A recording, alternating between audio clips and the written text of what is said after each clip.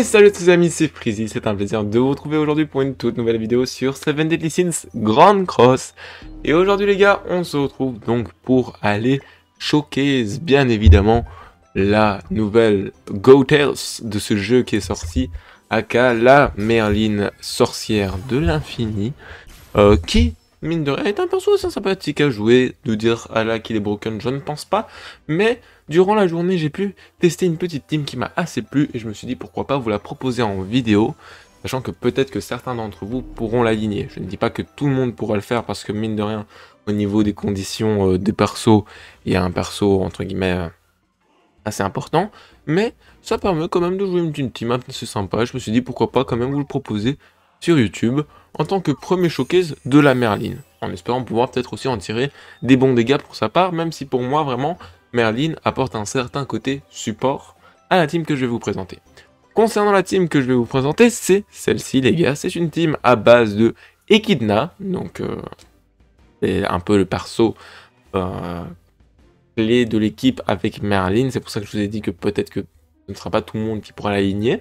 La nouvelle Merlin, Gotherfest Relic, bon dans mon cas il est SP max, l'aspect n'est pas si importante que ça ici, et Zelfest dans le bac. Alors c'est une team mine de rien assez sympathique, où tout le monde me semble est stuffé en PVDF, même Merlin qui est stuffé en PVDF, c'est juste que malheureusement, voilà, au niveau des rôles, je dois un peu faire un petit effort supplémentaire, on va dire. Pour le moment, c'est pas faux folichon. Et malgré ça, on voit qu'en fait, on n'a pas forcément une CC incroyable. On a, je pense, peut-être juste Echidna qui est en PV DCC. Mais voilà, à part ça, comme vous pouvez le voir, la CC, elle n'est pas transcendante non plus. Cependant, malgré ça, la team se débrouille plutôt assez bien. Avec notamment la relique d'Echidna qui va réduire les dégâts subis, le fait qu'on va taper plus fort aussi, les différents éléments qui peuvent proc, c'est une team assez sympathique. Donc avant de lancer, juste petit rappel de ce que nous propose Merlin. Merlin va appliquer un effet élémentaire aléatoire. Parmi les effets, on peut retrouver éboulement, combustion, donc on peut retrouver éboulement, vent, eau, feu, et parmi les différents éléments, on va en attribuer un aléatoirement. Lorsqu'on va utiliser une compétence, un malus rouge d'éléments va s'appliquer, et aussi, petite chose importante, les éléments vont venir augmenter de 7% les stats de Merlin. On prend, donc on peut aller jusque 28% en 4v4, 21% en 3v3. Et ensuite, pendant 3 tours, lorsque vous allez attaquer, avant d'attaquer, vous allez appliquer un malus d'éléments. Et lorsqu'il y aura 4 cumuls de cet élément, vous allez retirer tous ces malus et vous allez les remplacer par l'effet précis de l'élément pendant un tour. C'est assez compliqué à expliquer, mais par exemple, si on applique 4 fois des malus rouges d'éboulement, l'effet qui sera appliqué, c'est de l'étourdissement. Pour la combustion, ça va faire réduire de 50% les PV max du héros en dégâts supplémentaires. Dispersion, ça va neutraliser l'attaque. Et rafale, ça va réduire les chances de crit de 100%. Donc, c'est un passif assez aléatoire, mais qui peut être très sympathique à jouer dans certaines conditions. Notamment, vous l'aurez compris, dans cette team malus avec Zell dans le bac. Où, franchement, ce qui va nous intéresser ici, c'est pas forcément chercher les éléments précis en espérant choper sur certains éléments pour pouvoir jouer autour de ça pour faire une team cancer, mais vraiment voir ce qu'on peut donner en allant chercher un max de stats, sachant que du coup Echidna va se mettre plutôt bien, parce que pour rappel, Echidna, s'il y a un malus en face, elle va taper plus fort. Et on démarre tout de suite avec une team ban à 280 KCC, et vous allez voir mine de rien que les team ban, elles nous font plus si peur que ça, grâce à Merlin déjà de 1 parce qu'elle applique ruine, et aussi parce que le perso est juste broken. Donc a priori il n'y a pas de grâce de Tarmel rouge, donc on peut se permettre d'attaquer plusieurs fois avec un personnage, et c'est ce qu'on va faire. Et vous allez voir que la petite particularité, c'est que même les malus de Gozer vont venir appliquer un élément en face. Voilà, comme vous pouvez le voir, 113k, c'est très très propre pour une attaque niveau 1, et on a aussi une attaque d'éléments de Merlin. On peut faire une attaque niveau 3 pour Echidna, et ça c'est très très propre. Vous allez voir vraiment que ici, aller chercher les éléments, etc., et appliquer des malus, ça fait juste que, en fait, on a des persos qui vont taper extrêmement fort. Bon, par contre, si Echidna, tu dépop, ça me fait pas plaisir. Ouais, bon, Echidna est morte. Ça fait pas plaisir du tout, ça par contre. Mais ça nous permet de voir, mine de rien, à quelle hauteur Merlin peut taper. C'est ce qu'on va faire tout de suite. Hein. On va voir si Merlin peut taper ou pas. On est tombé un peu sur le pire match-up qu'on pouvait avoir en face. Surtout qu'en plus, il a eu l'augmentation de stats directement sur son Reinhardt, ce qui fait qu'il a tapé très très fort. Et j'ai utilisé les cartes dans le mauvais sens. Donc ça, c'est un peu le petit malus du perso. C'est qu'en fait, vu que les éléments s'appliquent avant, l'attaque élémentaire, si vous l'utilisez, vous devez le faire lorsqu'il y a 3 éléments en face. Vu que du coup, elle va en appliquer un 4ème et puis elle va taper. Après, ça sert plus à rien. On a l'exemple typique juste ici. Bon, on vient bloquer les effets de compétences de ban. On prend. Et puis ici, bah, on va juste venir appliquer à nouveau des éléments. Et il a encore une augmentation de stats sur son Reinhardt. Hein, ça m'embête fortement. Il a décidément chaté que sur ça. On a l'aspect de Merlin. L'aspect de Merlin qui est aussi une spé. Bon, je l'ai spé 1 donc c'est pas incroyable. Qui va venir infliger des dégâts d'explosion élémentaire. Donc plus 5% de dégâts sur chaque effet élémentaire présent sur la cible en plus. Et bon, ouais, voilà, comme je vous l'ai dit, ça casse la tête, quoi, son Reinhardt qui se chope des... Reinhardt très embêtant, hein, le perso. Pire perso de la Terre. On va pas se mentir. Il est juste affreux. On va venir utiliser Aspect pour voir ce qu'on peut faire. Mais clairement, on est tombé sur le pire match-up possible. Avec un Reinhardt qui a qu'une augmentation de stats. 400k, sachant qu'on a perdu notre Echidna directement. C'est le pire match-up qu'on peut avoir, hein, vraiment. Les bans sont juste terribles pour nous. On va quitter. On va espérer se choper un meilleur match-up. À tout de suite. Donc voilà, la dernière game nous a quand même permis de voir à quel point, ben, mine de rien, les teams ban restent proéminentes dans la méta et ne sont pas forcément celles qui vont le plus nous avantager. Mais tout de même, au moins, ça nous a permis de voir que la Merlin, elle n'est pas forcément ultra broken, c'est pas le perso le plus broken du jeu actuellement, loin de là. C'est un perso très correct avec lequel on peut bien s'amuser. Donc ici on a appliqué pas mal d'éléments, on l'a tapé à 100k, ce qui est propre. On a évité d'activer la grâce de Tarmiel, bien évidemment, vu qu'on a vu que le petit Estarossa avait la grâce. Et puis on va pourquoi pas utiliser une attaque élémentaire pour voir ce qu'on peut en sortir de cette Merlin au niveau du DPS. Ça vient taper sur Echidna, très bien. Mais il fera pas le kill ici, le Estarossa, loin de là. Là par exemple, vous voyez, ce qui m'embête, c'est que ce que j'aurais fait, c'est que très clairement j'aurais bloqué les soins pour éviter qu'il se soigne avec la grâce de Tarmiel. Mais vu que j'ai envie de voir les dégâts de cette attaque, ben, je suis obligé de l'utiliser. Et du coup, une partie de ces dégâts ne vont pas être pris en compte sur Estarossa. 222k, ça reste propre pour une level 1.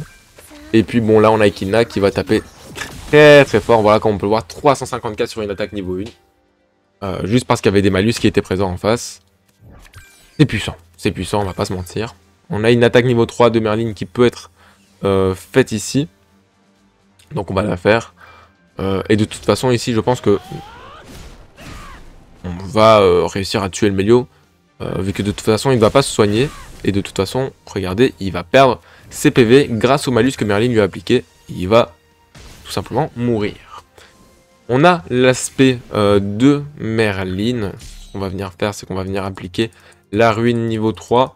On va essayer de traîner un peu en longueur le combat pour voir ce qu'on peut faire avec un peu plus d'effets élémentaires. Mais il faut vous dire que vraiment Merlin SP1 c'est pas worst. Hein. Ça SP, c'est vraiment la chose qui nous intéresse le moins dans le perso. Mais après au moins, ça vous permettra au moins de voir ce qu'on peut en tirer. Ok. On va venir utiliser encore une fois une attaque niveau 1. Puis on va utiliser l'aspect.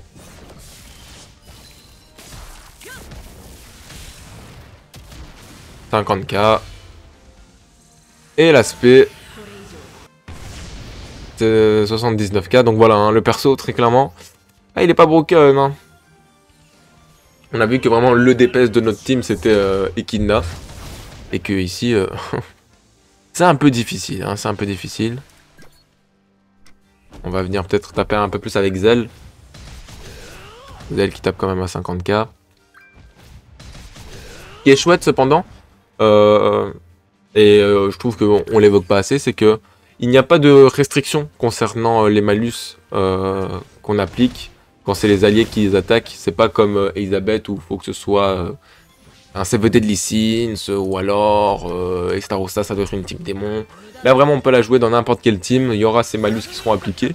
Ce qui reste mine de rien très très cool. Je pense que le perso est vraiment très sympa, mais que peut-être il lui manque encore quelque chose. Un perso qui doit encore arriver, on va dire. On a gagné ce petit combat PVP, on va quand même en faire un autre pour voir si on peut pas trouver un autre match-up. On a vu que les teams démons maintenant, on arrive à leur rouler dessus. Et c'est ce qu'on avait dit dans la vidéo patch note et analyse du perso. C'est très très bien parce qu'on roule sur les teams démons roulent sur les teams ban, et les teams ban roulent sur les teams Merlin. Ce qui fait qu'il y a encore cette homogénéité qui est présente au sein de la méta et ce qui fait extrêmement plaisir. On est à nouveau face à une team ban, je pense que là on va un peu moins rigoler a priori. Mais on va quand même essayer d'en tirer quelque chose de bon. Reinhardt spé max, sinon c'est pas drôle bien évidemment. Et vous avez compris la chose, on vient tout simplement bloquer les soins, on vient appliquer de la ruine pour éviter qu'il puisse rusher l'aspect. Ça c'est quand même le point positif, c'est qu'elle a de la ruine et que du coup même face à une team ban entre guillemets, on peut espérer en sortir quelque chose. Il a l'immunité au malus, ce qui fait que ça nous fait pas trop peur a priori. C'est plutôt chouette. On peut donc espérer en tirer quelque chose. L'attaque de Ban qui part. Voilà. Ban, quand il a pas ses boosts ou quoi, tout à coup ça tape moins fort. On va encore venir appliquer de la ruine pour éviter que le frérot Ban parte en spé. Et ensuite on va taper avec une double kidnap pour voir ce qu'on peut en tirer. Je pense qu'on peut en tirer du très très bon DPS. Effectivement, 396k. Ben là, Ban il est mort. Voilà, très très propre. La relique de sacré d'Arthur qui pop. L'immortalité sur Reinhardt qui fait chier. J'ai envie de vous dire, c'est le quotidien avec Reinhardt, qu'est-ce que vous voulez. S'il chope les bons passifs, ce perso est juste cancéreux, donc bon. On peut pas en faire grand chose au final.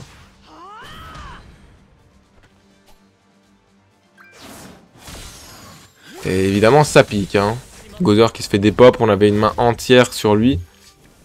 Un peu embêtant, on va pas se mentir. Surtout, encore une fois, il a l'immortalité et ça fait pas plaisir du tout. On va venir appliquer la ruine et pourquoi pas chercher juste l'aspect des Kinda. Qui nous permettrait de peut-être gagner si Reinhardt n'a pas l'immortalité. Parce que là, concrètement, en fait, juste... Si Reinhardt n'avait pas l'immortalité, on gagnait forcément. Là, je le tuais et c'était GG Wellplay, c'était fini. On a réduit ses chances de crit de 100%. Donc à voir si ça peut peut-être amener quelque chose. Notamment éviter le kill sur Echidna. Pourquoi Echidna n'a pas sa spé? J'ai pas déplacé la carte? De toute façon, voilà, il va viser Echidna. Ça me paraissait logique. 600k? Pardon? Je sais bien que la Fulmi, voilà, j'étais full jauge de coup ultime, mais quand même, le jeu... il s'agirait de doser à un moment. Mais bon, là, on n'a rien. C'est pas maintenant qu'on va faire le kill, donc on va juste venir quitter encore une fois. Les team ban sont juste affreuses. Je vais vous proposer un dernier combat PVP, mais voilà, les team ban, juste affreux, quoi. J'ai juste pas les mots, c'est juste horrible. Entre Arthur avec sa relique, ou s'il l'avait pas, on le faisait le kill, il n'y avait plus rien. Reinhardt, en fait, face à une team ban, faut calculer n'importe quel fait et geste. Et c'est juste trop chiant, quoi. On n'a pas que ça à faire, concrètement. Et c'est juste affreux.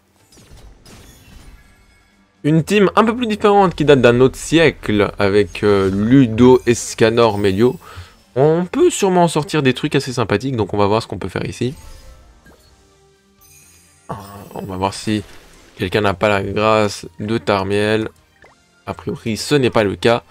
Et donc ici, on va juste venir attaquer 2 fois avec Merlin, 1 fois avec Echidna. Et on va essayer de voir si on peut en sortir des bons dégâts. Mine de rien, Merlin en PVDF qui tape à 100k sur une AOE, 123k par la suite, ça reste propre, sachant que c'est pas une AOE broken, c'est une AOE vraiment où on va juste chercher de la ruine, hein, concrètement. On va aller utiliser son attaque niveau 1 après pour voir ce qu'on peut en faire.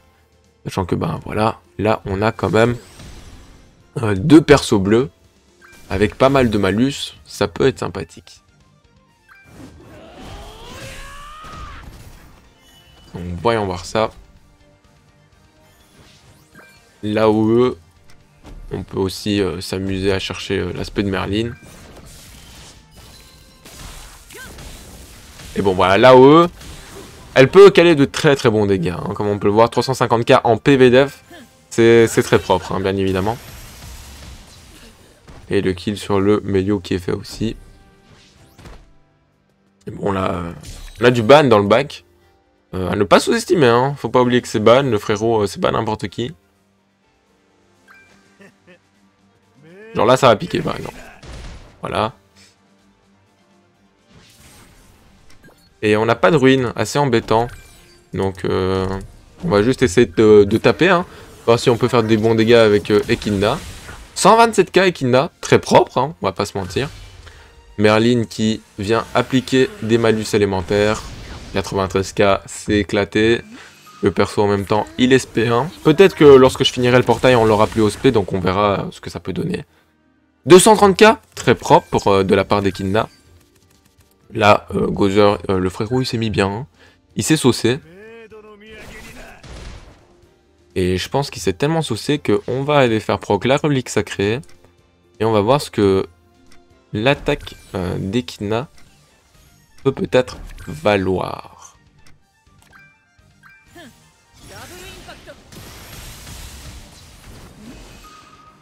L'attaque niveau 2 d'Echidna, relique, tout ce qu'il faut.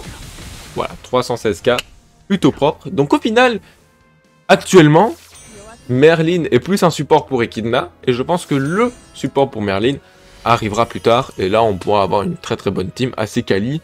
De là à dire qu'elle a sa place dans la méta actuellement, bien sûr que non, vu que Bagne règne sur la méta. On a pu le voir hein, au sein de ce showcase, 2 team ban, 2 défaites. Sinon, sur le reste, on roule bien évidemment. Donc, team très sympa à jouer, très cool. Merlin très sympathique avec tous ses délires de malus, qui fait que du coup, Echidna, elle a plus aucun problème pour taper à pleine puissance.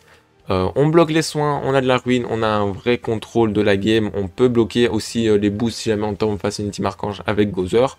C'est très très propre, c'est une team que j'aime beaucoup, mais qui n'a pas encore sa place pour le moment dans la méta sur le niveau 1, vu que malheureusement il y a ban. En tout cas les amis, n'hésitez pas à me dire dans les commentaires si cette vidéo vous aura plu. Si c'est le cas, n'hésitez pas à la liker et à vous abonner. On est en route vers les 1400 abonnés. Est-ce qu'on peut viser les 2K d'ici la fin de l'année? Je l'en doute fortement, mais merci à tous ceux qui s'abonnent en ce moment. Ça fait juste extrêmement plaisir. En tout cas les gars, c'était Freezy pour vous servir. À dans de prochaines vidéos. Tchuss!